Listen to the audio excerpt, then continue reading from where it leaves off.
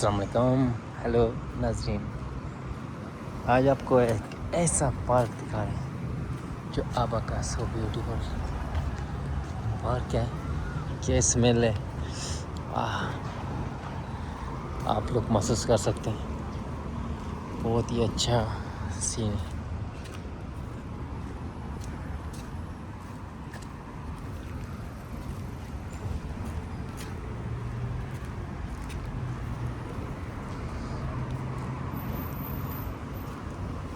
माशाल्लाह अच्छा मंजर है।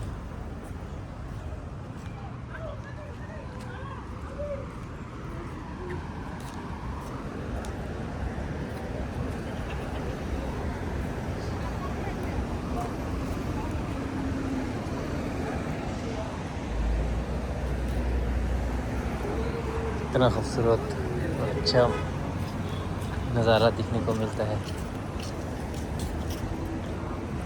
अभी शाम का वक्त है।